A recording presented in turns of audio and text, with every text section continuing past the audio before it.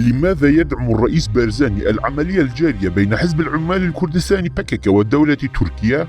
منذ تشرين الأول من العام المنصرم هناك علاقة وتقارب بين PKK ودولة تركيا باسم العملية، لا أحد يعلم كنهها أو ماهية فحواها، ولا يزال مصير هذه العلاقة سريا مجهولا. وقد أطلقت كل من الدولة وPKK حملة دعائية كبيرة للترويج لهذه العملية وجعلها محل قبول واستحسان لدى الرأي العام.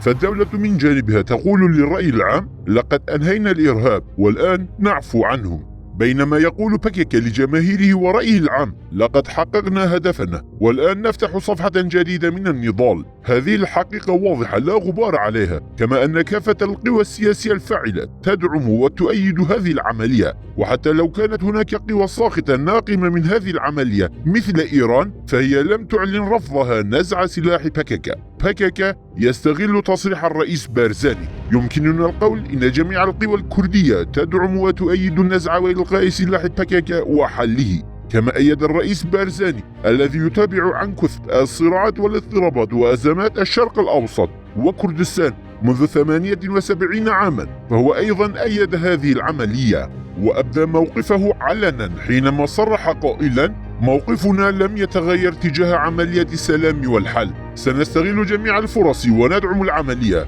السلام هو السبيل الأمثل والأصح لحل المشاكل، ولكن كما دأب PKK على استغلال جميع القضايا وتحريفها عن مسارها، فكذلك استغل دعم الرئيس بارزاني لعملية الحل. وإذا انتقد أحد الآن رسالة أوجالان ودعوته، يقول PKK إن مسعود بارزاني أيضا يدعم رؤية أوجالان، لكن المسألة ليست كذلك، فما يدعمه الرئيس بارزاني واضح جدا. فلم يقل بارزاني يوما: أنا أدعم أيديولوجية أوجالان وأدعم تاريخهم الممتد ل50 عاما. كذلك لم يدعم الرئيس بارزاني رسالة أوجالان في 27 شباط. والواضح جدا أن بارزاني يدعم إرساء سلام راسخ في باكور كردستان من خلال الحوار. يسعى PKK إلى تطهير أيديولوجية أوجالان التي لا تعترف بحقوق الأمة الكردية وهويتها وباراديغماه الهادفة لجعل الكرد جزءا من الأمة تركيا من وراء استغلال اسم الرئيس بارزاني.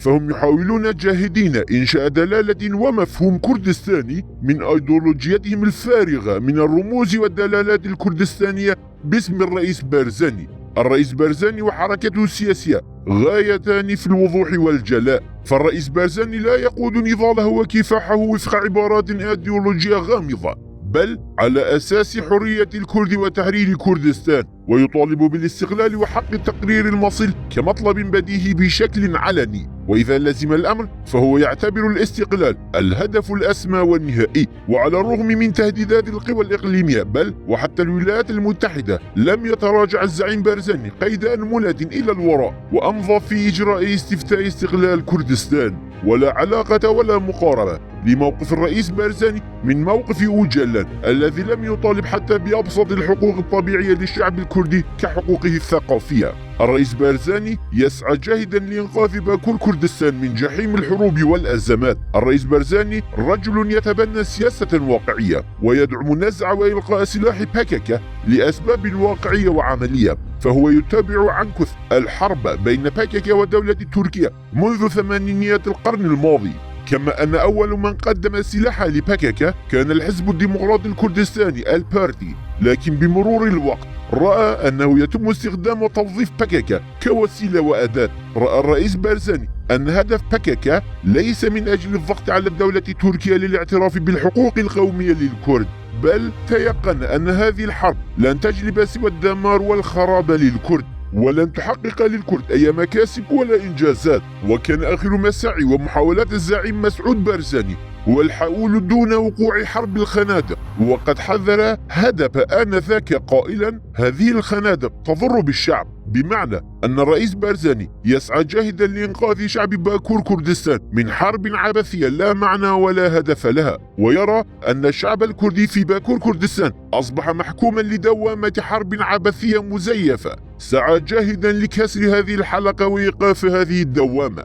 ما سعى الرئيس بارزاني لانتزاع باكاكا كقوة بالوكالة من قبضة القوى الإقليمية. تتمثل رؤية الرئيس بارزاني في أنه إذا تخلى باكاكا عن سلاحه فلن يبقى سيفا في أيدي القوى الإقليمية وقبضتها. فالرئيس بارزاني شاهد وعاصر تحول باكاكا عام 80 إلى سلاح بيد صدام وقبضته، كما تحول إلى قوة بيد الدولة الإيرانية وقبضتها في عام 90، وهو منذ عام 12 أصبح سلاحا بيد إيران والقوى الشيعية في العراق، يحارب ويهاجم مكتسبات وانتفاضة إقليم كردستان. فالرئيس بارزاني يسعى لإنهاء هذه الأدوار المقاولاتية والحرب بالوكالة لباكاكا. ما سعى بارزاني في النأي بإقليم كردستان عن تحويله لساحة حرب ودمار. يرى الرئيس بارزاني أن جغرافية إقليم كردستان أصبحت ساحة معركة بين باكاكا والجيش التركي، ما جعل من إقليم كردستان يدفع أثمانا باهظة فاتورة لهذه الحرب. يرى الرئيس بارزاني أنه يتم استخدام باكاكا كجندي مطيع بينما يوجه هذا الحزب فوهة بنادقه نحو صدور القوى والحركات الكردستانية ويحاول استمرارية هذا الوضع. هذا ما يريد الرئيس بارزاني إنهاءه واستئصاله. يدرك الرئيس بارزاني جيدا أن المحادثات بين إمرالي وأنقرة ليست مفتاحا لحل القضية الكردية، ويدرك جيدا أن هناك انسدادا وعقدة في هذه المسألة، ويرى أنه إذا تم اجتياز هذه العقبة والانسداد ستنفتح آمال وسبل جديدة أمام الكرد.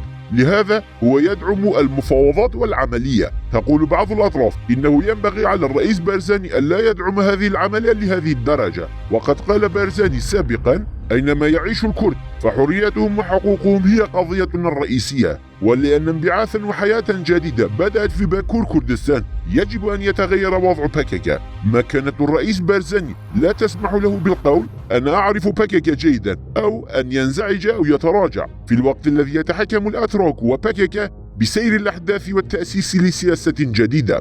أسباب دعم الرئيس بارزاني نابعة من واجبات القيادة الوطنية. الرئيس بارزاني لا يدعم هذه العملية تكتيكيا وسياسيا فحسب، بل لديه أيضا مهمة وطنية من خلالها، وعلى هذا الأساس تتعدد وتتشعب أهداف الرئيس بارزاني، بما في ذلك قضية الأمة الكردية والوحدة الوطنية والسعي وراء إرساء السلام وترسيخه على مبدأ الحوار والسلام وتقبل الآخر. موقف باكاكا الاستغلالي يفهم أنه مقصود ومتعمد، إلا أن مثقفي إقليم كردستان ووسائل إعلام إقليم كردستان لم يفهموا موقف الرئيس بارزاني بشكل صحيح. ومن أعظم الأخطاء فهم موقف الرئيس بارزاني بأنه موقف داعم لأوجلان شخصيا أو الدولة تركيا كدولة، أو أن يقال بأن ما يجري من عملية جارية في تركيا هي حل للقضية الكردية في باكور كردستان. الواجب الملقى على عاتق المثقفين ووسائل الإعلام